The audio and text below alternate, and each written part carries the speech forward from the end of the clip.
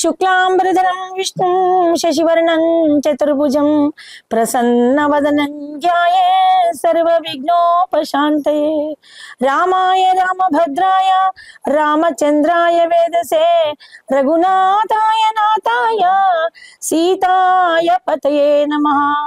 శ్రీరామ పరబ్రహ్మణే నమః. ఈ రోజు Avira Women's Day special offer 50% off on IUI IVF valid till 8th March. మన రామ లక్ష్మణులు ఇద్దరు కూడా గురువు గారు చెప్పినటువంటి అస్త్రశస్త్ర విద్యలన్నింటికి ఎప్పుడెప్పుడు కృతజ్ఞతారూపకంగా తమ సేవలు అందించాలని చాలా ఆరాటంగా ఉన్నారు. వాళ్ళు సిద్ధాశ్రమం చేసుకున్నారు. అర్ఘ్యపాదులతోని విశిష్టమైన అతిథులైనటువంటి రామ లక్ష్మణులకు ఆ ముని సంఘాలన్నీ స్వాగతం పలికాయి. తెల్లవారు యజ్ఞరక్షణ మొదలు ప్రారంభం కాబట్టి విశ్వామిత్ర మహర్షి దీక్ష తీసుకున్నారు. నది స్నానం చేసి దీక్షా వస్త్రాలు ధరించి మౌనవ్రతంలో ఉన్నారు. నేడు యజ్ఞరక్షణ దశ దిశనయాగ సామాగ్రి చేబూని హారిద్రా వస్త్రధారులై దీక్షను భూని మునివరులు అరుణారుణ మగు భువిని గోమయంబునాలికి లే పసుపు వరి చూర్ణమ్మున చక్కని ముగ్గులిడిరి. ఇక్కడ శుభకార్యానికి బియ్యంలో పసుపు కొమ్ములు వేసి పట్టిస్తారు. దాన్ని చిక్కసం అంటారు. పెళ్లిళ్ళకు గాని పేరెంటళ్ళకు గాని మనము వాయనం ఇచ్చేటప్పుడు కూడా మన సాంప్రదాయము వరిపిండిలో పసుపు కొమ్ము అంటే చాలా మందికి పంచుతాం కాబట్టి పసుపు కుంకుమ వరిపిండిని పంచాలి. మన ఇంట్లో మనము కళ్ళాపి చల్లి చక్కటి లేత పసుపు ముగ్గులు ఎలా వేస్తామో మన బంధువులందరూ కూడా అలాగే వేసుకోవాలి అని ఈ చిక్కసం అంటారు. దాన్ని పసుపు కొమ్ములు బియ్యం కలిపి పట్టిస్తారు. ఒక శుభముహూర్తాన్ని చూసి మామిడాకులు తోరణం కట్టుకొని 5 ముత్తైదువులు వచ్చి శుభకార్యాలన్నింటి కూడా ఇప్పుడు మేము సీతా కళ్యాణం చేస్తే ప్రతి సంవత్సరం అలాగే చిక్కసాన్ని పంచుదాం. దాన్ని చిక్కసం అంటారు. ప్రశాంత ప్రకృతిలోన పర్ణశాల సీమలందున పవిత్రత నిండి ముచ్చట గొల్పి అచ్చటి వాతావరణ రీతి ఎక్కడ చూసిన పవిత్ర భావన చక్కటి ముందే అది ఒక సిద్ధాశ్రమం మంచిగా ఒక పల్లెటూరి వాతావరణం లాగా పర్ణ కుటీరాలు చక్కగా ఎండిన వరిగడ్డితోని కుటీరాలు పుట్టమన్నుతోని ఎర్రగాలికి దాని మీద లేత పసుపుతోని ముగ్గులు వేసి ఎక్కడ చూసిన హడావిడిగా పసుపు వస్త్రధారణలై యజ్ఞ దీక్ష పూనినటువంటి ఆ ఋషిగణాలు ఋషి కుమారులు అందరూ కూడా అట్లా ఉన్నారంట.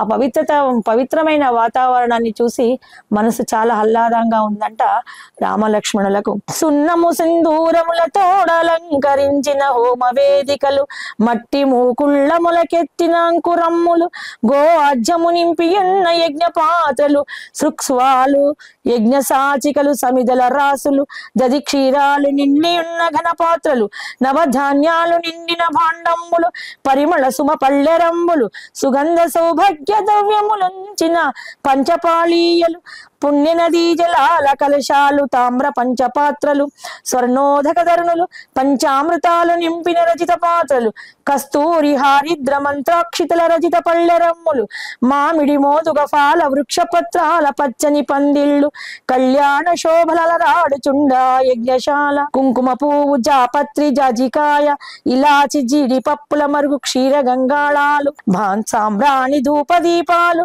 కుసుమాండాలు తామరాకు విస్తీర్ణ పూర్ణ కుంభాలు భాషింపగనొక చోట సుమమాలలు అల్లుటు ముని కన్యకలు ఒకవైపు పాకములు సవరించు ముని పత్రులొక వైపు అతిథులను ఆదరించు చుండిరి ముని కుమారులు ఒకవైపు మౌన వ్రత దీక్ష భూనిన ఋత్విక్కులొక వైపు. ఆ యజ్ఞశాల వెళ్ళంగానే మనకు ఒక్కసారిగా ఇన్ని రకాల దృశ్యాలు కన్నుల పడుతున్నాయి. ఎవరి పనిలో వాళ్ళందరూ కూడా చాలా ప్రశాంతంగా చేసుకుంటున్నారంట. చాలా మౌనంగా ఎక్కడ కూడా అనవసరమైన మాటలు లేకుండా వాళ్ళు అవసరం మందము దీంట్లో చక్కెర ఎంత వేయాలి ఈ పాలల్లో అని పెద్దవాళ్ళని అడుగుతూ చక్కగా ముని కుమారులు ముని కన్యకలు ముని పత్నులు వచ్చిన అతిథులందరికీ కూడా మసాలా పాలని ఇప్పుడు అంటారు. చక్కటి పాలను అలాంటి పాలు తాగితే మధ్యాహ్నం వరకు కూడా ఆకలి వేయదు. రాగానే అతిథులను సత్కరిస్తున్నారు. అందరినీ కూర్చోమంటున్నారు. మంచిగా తృణ చేపలు గడ్డి చేపలు పరుస్తున్నారు. కూర్చుంటున్నారు. మునివరులందరూ కూడా ఎట్లా ఉన్నారంటే రుద్రాక్షధారులై బ్రహ్మ తేజసాల వెలుగొందుచు ఆది శంకర మూర్తుల ఓలె గోచరించ సాగిరి ఋషిగణంబులు యాగ దీక్ష భూనిన కౌశిక ఋషిశేఖరుడు అగ్నిశిఖా వృక్షవేరిన హోమగుండమునార్చించి మంత్రోత్సరణ చే అగ్ని సృష్టించి యాగము ప్రారంభించగా ఏకకంఠమ్మున జయ జయధ్వానములు నినదించిరి మంగళ వాద్యంబులు ఘనముగా మ్రోగించిరి.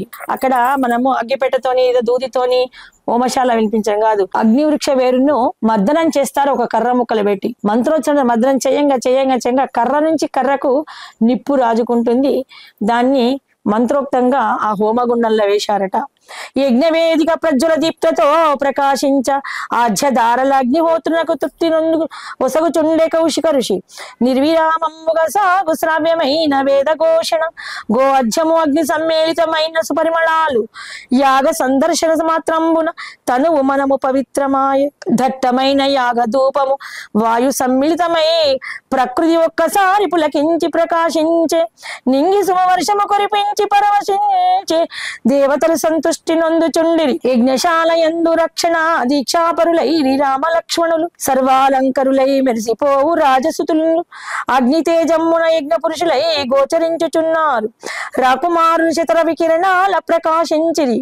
ముందే అందమైన వాళ్ళు వేసుకున్నటువంటి రత్నఖచిత మణిహారాలు ఈ అగ్ని జ్వాలలకు దేదీప్యమానంగా ఇంకింతగా మెరిసిపోతూ సాక్షాత్ అగ్నిపుత్రులా అన్నట్టుగా చక్కగా మెరిసిపోతున్నారట. సాగుతోంది యజ్ఞం. ఎట్లా ఉందంటే, అహోరాత్రములు క్షణంభైన విశ్రమించలేదు రామ లక్ష్మణులు, 5 దివసముల యాగముగా ఆచరి యజ్ఞ రక్షకులై 6వ ఉదయారంభమున కించింత్ వడలిరి రాకుమారులు. ఒకరోజు నిద్ర లేకుండానే వడలిపోతారు. అందులో రాజకుమారులు 6 రోజుల నుండి రాత్రి కూడా పూజా కార్యక్రమం అయినాక ఋషివరులందరూ నిద్రించా కూడా వాళ్లను రక్షిస్తూ యజ్ఞశాలను రక్షిస్తూ పారాకాస్తున్నారట రామలక్ష్మణుడు ఇద్దరు. రాముడు అంటున్నాడు, ఎమర పాటు కూడదు మనకి వేళ లక్ష్మణ, కాచుకున్న సురులే వేళ వత్తురోయని సౌమిత్రితోడ రామచంద్రుడు పలుకు వేళ, ప్రశాంతమైన అంబరాన ఘోర గర్జనలారంభమాయ. ఒక్కసారిగా మబ్బులేని వానలాగా ఒక్కొక్కసారి ఎండ ఉంటుండగానే చిమ్మ చీకటి కరిమబ్బులు గమ్మి మేఘ గర్జనలు గర్జిస్తుంటే డబడబడబడవా. ఇప్పుడు మనకు ఫల్గుణ మాసంలో రాళవాన పడుతుంటుంది డోలాపున్నవ ముందు. అలాగా వీళ్ళు రాముడు చెప్తూనే ఉన్నాడు లక్ష్మణుతోని. వెంటనే కారు మేఘాలు గమ్మినట్టుగా మొత్తగా చిమ్మ చీకటైపోయి ఆ రాక్షసులు చేస్తున్నటువంటి రణగోణ ధ్వని అలాగా ఒక్కసారి భయానకమైందట. ఘోర గర్జనలు వినబడ్డాయంట. కారు మేఘమ్ముల ఆవరించి కటిక చీకటి ఎలుముకొనగా హోమ గుండాన అగ్నిశిఖల్ ప్రజ్వరిల్లి పైకి గసే. ఏదో అశుభం జరుగుతోంది, ఏదో దుష్టశక్తి వచ్చిందని అగ్ని మనకు సూచిస్తుంది. మనకు ప్రకృతి వెనకట గడియారాలు లేకుండే, వెనకటి మా అమ్మ వాళ్ళ కాలం. సూర్యుని యొక్క కిరణాలను బట్టి ఇప్పుడు ఈ జాము ఇంత అయింది, 1 జాము అయింది, 2 జాములు, 2.5 జాములు అని సూర్యకిరణాలు పెరట్లో పడిన సూర్యరశ్మి ఎండను బట్టి వాళ్ళు సమయాన్ని చెప్పేవాళ్ళు ఖచ్చితంగా ఉండేది. వెనకట చదువులు ఇవన్నీ ఏమీ లేవు, మనకు లాగా గడియారాలు సెల్ ఫోన్ లేవు కదా. అలాగే మనకి ఏదైనా ప్రకృతి బీభత్సాన్ని పక్షులు అపసవ్యంగా తిరగడము, కుక్కలు చూడండి ఇప్పటికి కూడా కొన్ని ఉండే చాలా గట్టిగా అరుస్తూ ఉంటాయి అర్ధరాత్రి పూట. అంటే ఎటైనా ప్రేతాత్మలు పోతూ ఉంటాయి. సామూహికంగా మీకు అంటే ఇక్కడ రామాయణం సంబంధం లేదు కానీ కొన్ని విషయాలు మనకు సమాజపరమైనటువంటి భయానకమైనవి ఏదో చెడును సూచిస్తుంది అనగానే మనం ఏం చేస్తాము, ఏదో ఒక పెద్ద రాళ్లవాన పడేది ఉంది అని మామూలుగా వాతావరణం వర్షం కాలం అయితే ఛత్రి పట్టుకొని పోతాం. మామూలుగా పోతే సడన్ గా రాళవాన వస్తుంటే మనకు టీవీలో రేడియోలో వాతావరణ సూచన చెప్తుంటే కాస్త అది వచ్చేటప్పుడు వంగడమో పక్కకు తప్పించుకోవడమే చేస్తాము. ఏది తెలియకుండా వెళ్ళేటప్పటికి అపాయం గురవుతాం. ఇప్పుడు జ్యోతిష శాస్త్రం గాని మన ప్రవచనాలు గాని మనకు చదవడం వల్ల ఏంటంటే ఈ సూచనలు ప్రకృతి సూచించే సూచనలు, గుడ్ల గూపలు అరవడము, సడన్ గా ఏదైనా అపాయం సూచించేటప్పుడు ప్రమాదాలు సంభవించేటప్పుడు అందరూ నిశితంగా చూడరు. మనకు ఇప్పుడు చెప్పేదంటే ట్రైన్ ఆంగ్లేయులు అందరు ఉన్న ట్రైన్ ఆపేశాడు. అతను ఎందుకు ఆపామని పెనాల్టీ వేస్తున్నారట ఇంగ్లీష్ దొరలు అప్పుడు బ్రిటిష్ కాలంలో. ఆయన కూర్చున్నటప్పుడు ట్రైన్ పట్టాల సౌండ్ బట్టి ఘోర ప్రమాదం ఉందని ట్రైన్ వెళ్తుండగా ఆపాడట. ఏంటంటే మళ్ళీ కాసేపు దూరం వెళ్ళగానే ఆ పట్టీలు మొత్తం ఊడిపోయి ఉన్నాయంట. అన్ని బోగిలు బోర్లబడి చాలా జన నష్టం కలిగేదట. అయితే ఇలాగా మన మేధావులందరూ అట్లాగా ఉన్నారు.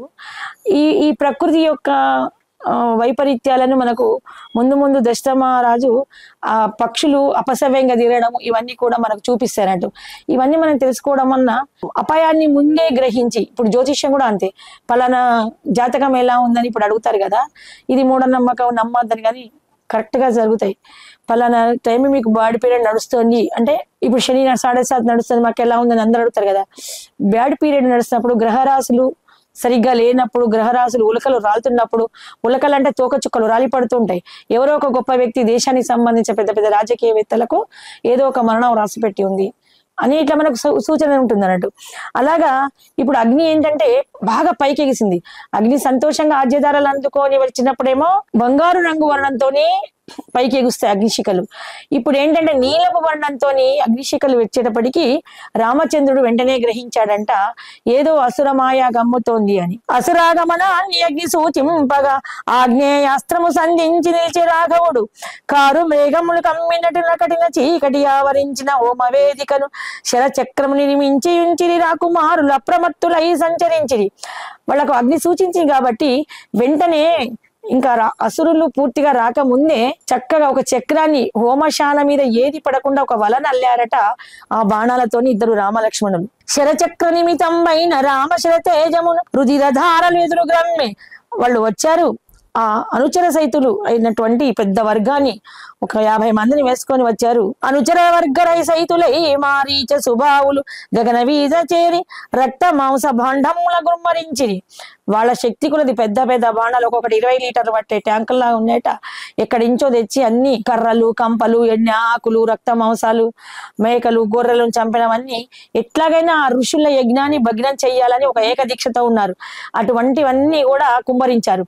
కుమ్మరిస్తే ఏమైంది, రామచంద్రుడు ముందుగానే శరచక్రాన్ని నిర్మించి ఉన్నాడు కాబట్టి ఒక్క డ్రాప్ కూడా హోమగుండంలో పడలేదు. అవన్నీ కూడా వాళ్ళ ముఖాలకే. నింగి మీద ఉమ్మేస్తే ఏమైతుంది, ఆ ఉమి మన మీద నింగి మీద పడుతుందా పోదు మన ముఖం మీదే పడుతుంది అన్నట్టుగా అవన్నీ కూడా రక్త మాంసాలన్నీ చక్రం తిరుగుతోంది శరచక్రము అవన్నీ ఎగజిమ్మి మారీచ సుబాహుల మీదనే పడింది. వాళ్ళకి ఇంకా ఆగ్రహం వచ్చింది అన్నట్టు. ఎవరు చేసుకున్నా వాళ్ళకే పడిపోయినాయి. అలాగా ఆయన ఆగ్నేయాస్త్రంతో మొన్న ఒక రోజు మనం చెప్పుకున్నాం సుబాహును మాత్రమే సంవరించాడు, మారీచుడిని వదిలిపెట్టాడు. ఎందుకంటే మారీచుడిని పారదోలాడు వాయవ్యాస్త్రంతో గాలి ద్వారా. అదొక సుడిగాలిలా వాడిని తీసుకెళ్లి కొన్ని వేల యోజనాలు వేసి లంకల పడేసింది అన్నట్టు.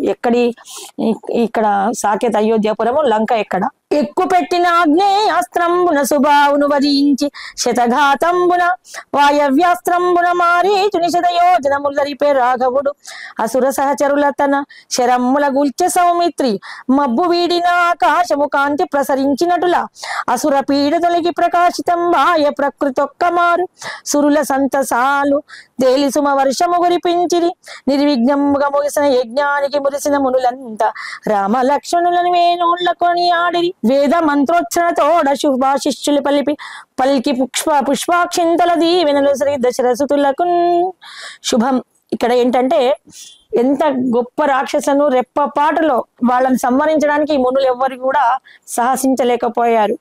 అటువంటి వాళ్ళని శరచక్ర నిమిత్తమైనటువంటి ఈ బాలలిద్దరు కూడా యజ్ఞాన్ని మంచిగా సుయజ్ఞంగా చేసి వాళ్ళ పితృలకు తృప్తి కొలిగేటట్టు చేశారట. దానికి సంతోషించిన ఆ ముని సంఘాలన్నీ కూడా రామలక్ష్మణులకు శుభాశిష్యులు అందించి చిన్నగా సన్మానించారు.